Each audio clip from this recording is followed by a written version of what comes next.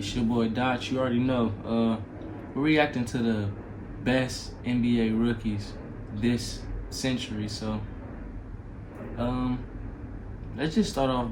You feel me by saying these dudes is nice. Victor Wembanyama and Chet Holmgren different. You feel me? But Bron and Melo this century. I don't know, man. Let's get into it. In 1980, Magic Johnson and Larry Bird ushered in a golden age for the NBA. They were both built like big men, but played with unconventional perimeter skills that no one had really seen before. Sound familiar? Victor Wembanyama and Chet Holmgren are even taller, and I think they're the best rookie duo to enter the league since the 1980s. Just think about that. They say back then they was big and unconventional. Now these dudes is big and unconventional. So I get where he going. Like these dudes is really freak of nature, and it's crazy to see. I love where basketball is going right now, bro. I'm just sad that I'm only 5'9", bro. For real. Using basketball references box plus minus as a quick proxy, Wemby and Chet are both over +3. Kawhi Leonard and Kyrie Irving are the only other rookies to do that this century, and in our own proprietary models, Holmgren and Wembanyama have had considerably better seasons than them. I forgot that Kyrie Irving and Kawhi got drafted the same year, cause shit, them niggas. I mean, Kyrie, we already knew what's up. Kawhi too, we knew what's up, but like he was under that Pop Act, you feel me? And Timmy D and Kawhi, and Ginobili and Parker, so we couldn't see him flourish until a couple years later, you feel me? But damn. I think you have to go back to Michael Jordan and Hakeem Olajuwon in 1985 to find a rookie duo this good. And while Holmgren and Wembanyama didn't quite make the All-Star team, they've certainly played around All-Star levels this season while performing vastly different roles for their teams. Chet's only 21, but he's already a Swiss Army knife for the Thunder's cutting-edge offense. He's a strong roll threat out of the traditional pick-and-roll action. He can set the screen and play the pick-and-pop game as a 37% three-point shooter, but more importantly, he can pop and then attack off the dribble against his recovering defender. He's even flash potential initiating the pick and roll, getting into the paint, and playing off the dribble. Instead of... That's a dime right there. To be able to throw the over to the under, that's elite. In traffic, that's elite. Using the screen here, he goes the other way around Wemby and then drops a perfect dime for a layup. Victor actually runs more pick and rolls as a ball handler, and he's slippery enough to drive and do crazy stuff like that, but he's also audacious. Bro, what? What was that? That was crazy. Enough to just use a high ball screen and raise up for three. So you'll find plays where Vic comes off a screen in the corner like a guard, then screens for the ball handler like a traditional center, then stops short so he can run the pick and roll, and all this taxes the opposing center, giving him room to raise up and shoot, but it's a pass over the top, and these guys are just unfair. Wembanyama is already a really good passer as a big man, and he's had a larger primary role in the Spurs offense this season as a playmaking hub, and as an off-ball target in all kinds of situations like this. So Wemby's role for the rebuilding Spurs has been as an offensive centerpiece, where he gets more isolation touches as the team works off the attention that he draws. Meanwhile, Chet's integrated on a contender next to stars like Shai Gilgeous-Alexander and Jalen Williams. I'm not gonna lie, you get Wemby with them stars, bro. Oh my God, just get him with shit, maybe just one star. Just put him around one valuable piece, bro, that can really make a difference. Oh my God, because the Thunder already got pieces. You see what's going on. His two-way package is exactly what the unorthodox Thunder needed. On this play, he's extending out to the perimeter in pick and roll, slides and forces a turnover with that 7.5-foot wingspan. Then in transition, his man has to pick up the dangerous Williams, and a wing like Tim Hardaway Jr. needs to pick up Chet. Only it's unnatural for him to stick a big like that, and all the confusion leaves Holmgren wide open. Earlier in the year, we discussed how OKC created space for Shea, and Chet fits right into that as a stretch big, where he basically serves as their fifth guard on the court in their positionless offense. And this has an effect even when he just spots up in the corner. Some defenders don't want to leave him, but when he's guarded by a shot blocker like Anthony Davis, AD's instinct is to roam way over and help, and that leaves Chet with insanely high percentage looks. Here's a little transition flare screen for... God damn it, AD. This is my shameless plug for LA, man. I love LA Lakers, man. But AD been playing real good this year. LeBron been playing real good this year. What do we need to do? Why are we the 10th or the 9th seed? Darling. Alright, let's get back to it. Shea's man jumps out on him, so Nikola Jokic has to switch to SGA. And when they reset the action, Kentavious Caldwell-Pope isn't thinking about recovering to a center, so it's more confusion and yet another great shot. The Thunder love these early flare screens for Holmgren because he's skilled enough to drive it off the catch or take it and collapse the defense and then dime somebody else up.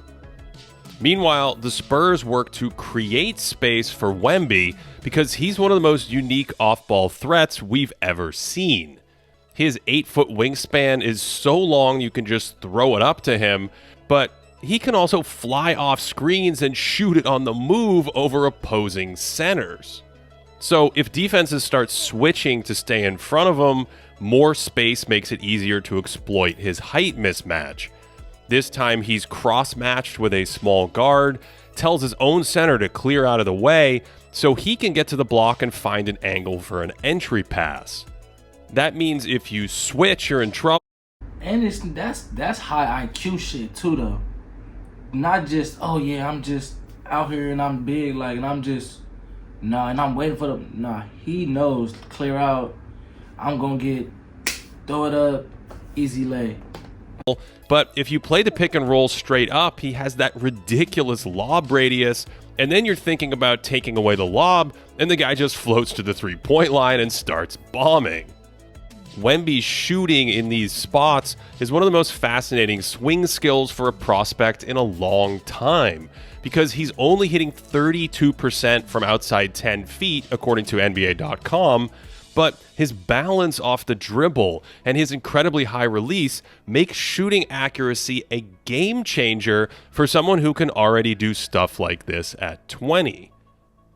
By comparison, Chet is already at 41% on all his shots outside 10 feet, and working with the great chip. But I'm telling you, that really comes down to Buddy just having to do less, bro. Or like, I'm not saying less eyes on him. You feel me? When you got Shai Gilgeous-Alexander, you feel me? I'm kind of how I say Shai Gilgeous-Alexander. God damn it, Jalen Williams has been breaking out this year. You know what I'm saying? So once you got bona fide stars that, you know what I'm saying, Shai Gilgeous superstar. I think Jalen Williams is going getting there. You feel me? But who does Wemby have? Jeremy Shohan, Kelvin, whatever his name is. Nobody even knows this guy's name. Who else is over there? Chetty Osman. Who's over there? England and Oklahoma City could possibly make him an elite shooter as he develops. Holmgren's big swing skill is his self-generated scoring, where he's flashed mid-post moves like this little one-legged fadeaway, and he already has the ball handling to drive from the outside with these silky soft spin moves in either direction. So there's a foundation to build off here. Initiate the offense from the top, crossover and drive, then this crazy deceleration balancing act with the left, or face up, attack Wemby off the bounce with that double spin, and then the creative underhand scoop. And I think he stole that one from Victor himself. Right now, a ton of Chet's scoring is in the flow of the offense. His lob radius isn't too shabby either, but if he becomes a focal point who can directly stress defenses, it unlocks an entirely different level of offensive primacy. The offense is such a tantalizing skill for both of these players because they've had such historically great defensive impact. This is what a normal Wemby finish is like after striding through a bunch of defenders. And this is what it looks like against OKC, where he slaloms in for that dunk, but Holmgren gets higher than him and shuts it down. Opponents are shooting 10% worse than expected against both of them on shots within 6 feet of the basket. I watched that game where this guy Jokic tried to slow doing, and then he's just waiting for him to go the whole time and just slap that shit. I'm pretty sure that Wemby's wingspan is way crazier than Chet's, you know what I'm saying? I think Chet is they said it's 7 feet and a half or something like that, but you know, when you got a shorter wingspan, you can shoot better. Obviously, he can shoot better to this point. But, I mean, I think he's going to shoot better for his whole career. You feel me? I think he's going to have to, unless, you know what I'm saying, Chet get a bag and just go somewhere and try to do his own thing. I think he's going to be able to shoot a better percentage, you know. He could be in a better situation for him right now. But once Victor get them players, his shit going to start going up for sure. According to Second Spectrum. And they both have a considerable impact on opponent field goal percentage around the hoop whenever they're out on the court. Chet has this two-arm volleyball block down to a science, going vertical in the air without fouling on his contests, and he already has really strong awareness of when to slide over and commit to a shooter. This one's super impressive, where his man sets a pick, and then he tries to re-screen him, only Chet sniffs it out and reaches that layup. And this one might... Hey, if y'all watch that LeBron, you feel me, JJ Redick podcast, Mind Your Game podcast, they talk about the Gortat screen, and that is it right there, bruh. And he's smart enough to know that they trying to do it on him, and he beats it. That's elite. That's elite. Better, where Colin Sexton's blowing by Josh Giddey. Meanwhile, Holmgren's looking for his man, sees it out of the corner of his eye, and takes a huge step and inhales it. Of course, Wemby himself is never more than about 2 steps from the rim and gives Sexton the same treatment. And there's sort of a helicopter effect with Vic, where he feels like he's everywhere sometimes, sliding with a dangerous wing, and then turning around to erase a layup. So Wembanyama's always lurking in the back of everyone's head, and after a while, players don't even want to shoot it around him, or even when they think he's around. Luka Doncic sets a screen here, and when he rolls, he actually fakes Wemby out of the way, but he's worried about Vic blocking it from behind. And the reason he's freaked out is because Wemby did this to Kyrie Irving earlier in the period, coming from behind to block it with the right hand, only to reach it with the left hand on the other side instead. Bro, this dude really looked like a cartoon when you look at him. He's so long. I think the tallest person I've ever seen in my life is Magic Johnson. 6'9". That was just crazy. If that wasn't enough, a minute earlier he actually blocked Luka's patented step back. So yeah, it's understandable that players stop looking for layups when Vic's just out on the court.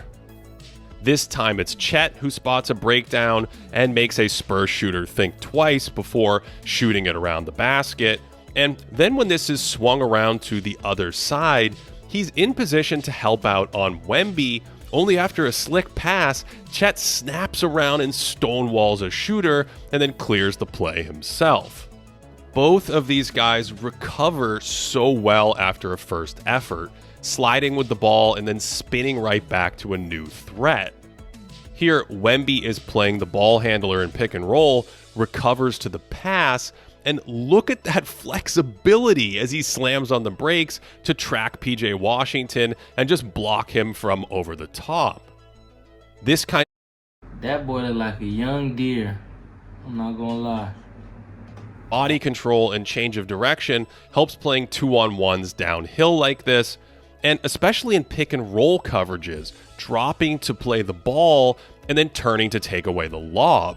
Although Chet has the craziest one I probably have ever seen, dropping and then defending the pass, and he tracks this lob over his head and absolutely stamps it. How on earth?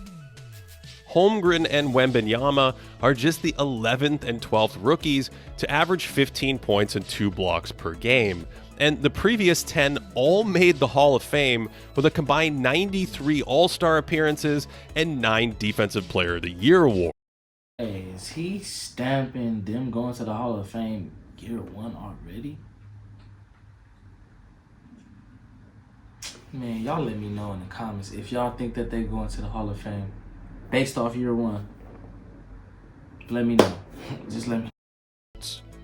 Holmgren is just the 13th rookie to play 2,000 minutes on a 55-win team, and the only ones who were clearly better were 24-year-old David Robinson, 22-year-old Tim Duncan, 23-year-old Bird, and a 20-year-old Magic. Vic has... Oh. 2 of them were Spurs. That's crazy. He in there with elite company, I'm not gonna lie. Flirted with an all-NBA level since taking an incredible midseason leap that we profiled in January.